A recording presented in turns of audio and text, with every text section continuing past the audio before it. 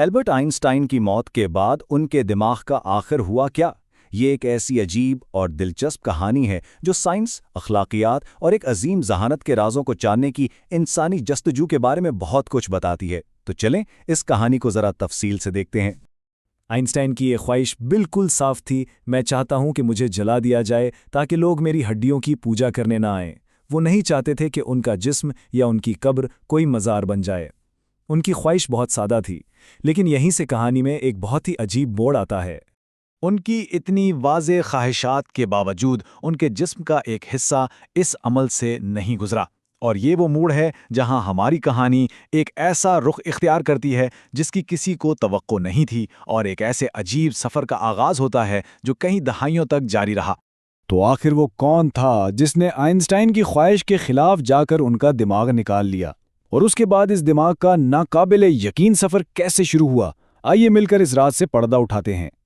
इस कहानी का मरकजी किरदार ये शख्स है, थॉमस हार्वे। वो कोई बहुत मशहूर साइंसदान नहीं थे, बल्कि प्रिंसटन अस्पताल के एक पैथोलॉजिस्ट थे जो इत्तेफाक से उस रात ड्यूटी पर थे जब आइंस्टाइन का इंतकाल हुआ। उन्होंने ही पोस्टमार्टम किया और एक ऐसा फैसला किया जिसने सब कुछ बदल कर रख दिया। ये एक बहुत ही मुतनाज़िया कदम था। हार्वी ने खानदान की इजाज़त के बगैर ही ये फैसला कर लिया। उनका कहना था कि वो साइंस की खिदमत करना चाहते हैं। वो ये जानना चाहते थे कि आखिर इस दिमाग में ऐसा क्या खास था। हालांकि बाद में उन्होंने बड़ी मुश्किल से आइंस्टाइन के बेटे से इजाज़त ले ली, लेकिन ये अमल शुरू से ही तनाज़ात का शिकार रहा। ये टाइमलाइन दिमाग के नाकाबिल यकीन सफ़र को दिखाती है। 1955 में हार्वे ने इसे निकाला और कई दहाइयों तक ये दिमाग उनके साथ सफ़र करता रहा। जरा सोचिए, 1978 में एक रिपोर्टर को यह दिमाग कैंसस में एक साइडर यानी जूस के डब्बे में मिला। ये कोई मजाक नहीं है।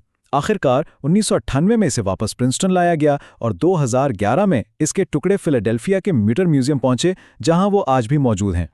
तो कई दहाइयों के इस अजीब सफ़र के बाद जब साइंसदानों ने आखिरकार इन महफूज नमूनों का मुताला शुरू किया, तो उन्होंने क्या दरियाफ्त किया? क्या आइंस्टाइन का दिमाग वाकई आम दिमागों से मुख्तलिफ था? अच्छा, तो सबसे पहली दरियाफ्त ही बहुत हैरानकुन थी। आइंस्टाइन के दिमाग का वजन 1230 ग्राम था, जो दरअसल एक औसत मर्द के दिमाग से हल्का था। इस एक बात ने इस पुराने ख्याल को बिल्कुल गलत साबित कर दिया कि जहानत के लिए दिमाग का बड़ा होना जरूरी है। तो सवाल ये था कि अगर राज साइज में नहीं था तो फिर कहाँ था? इसका जवाब दिमाग के मखसूस हिस्सों की साख्त में छिपा हो सकता है, खास तौर पर पैराइटल लोब्स में। ये दिमाग के वो हिस्से हैं जो इस किस्म की तजरीदी सोच के लिए बहुत अहम है, जिसके लिए आइंस्टाइन मशहूर थे, यानी अपने जहन में ही कायनात के बड़े बड़े तजुर्बात कर लेना। अब जरा यहां गौर से देखें। बाईं तरफ एक आम दिमाग है जिसमें आपको एक गहरी लकीर या नाली नजर आएगी।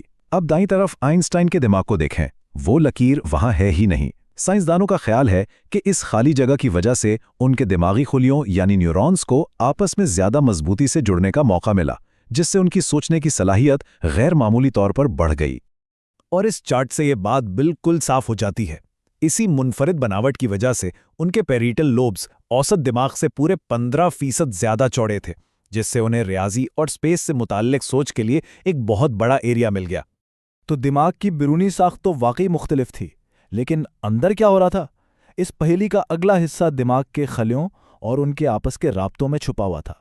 इसको समझने के लिए गलील सेल्स के बारे में सोचते हैं। अगर न्यूरॉन दिमाग की तेज रफ्तार रेस कार हैं, तो ग्लियल सेल्स उनकी पिट क्रू हैं जो उन्हें हर वक्त बेहतरीन हालत में रखती है, तवानाई देती है और मदद करती है। तो इसका मतलब ये हुआ कि आइंस्टाइन के दिमाग के रेस कार न्यूरॉन्स के पास न सिर्फ काम करने के लिए ज्यादा जगह थी, बल्कि उनकी पिट क्रू यानी ग्लियल सेल्स की तादाद भी बहुत ज्यादा थी। ये बिल्कुल ऐसा था जैसे उनके दिमागी इंजन को हर वक्त इजाफी तवानाई और मदद मिल रही हो, जिससे वो ज्यादा तेजी से और मौसर तरीके से काम कर सके। अच्छा, अगले सराह को समझने के लिए ये याद रखना ज़रूरी है कि हमारा दिमाग दो हिस्सों में बटा होता है। बायां हिस्सा आमतौर पर मंतिक और ज़बान को संभालता है, जबकि दायां हिस्सा तख्लीकी सलाहियत और मकामी सोच का मरकज़ होता है। और इन दोनों हिस्सों को क्या जोड़ता है? एक साख्त, जिसे कॉर्पस कैलोसम कहते हैं। इसे दिमाग की सुपर हाईवे समझ लें, एक बहुत बड़ा डेटा केबल जो दोनों तरफ के दिमाग को एक दूसरे से बात करने और मिलकर काम करने में मदद देता है। और यहां एक और हैरानकुन दरियाफ्त हुई।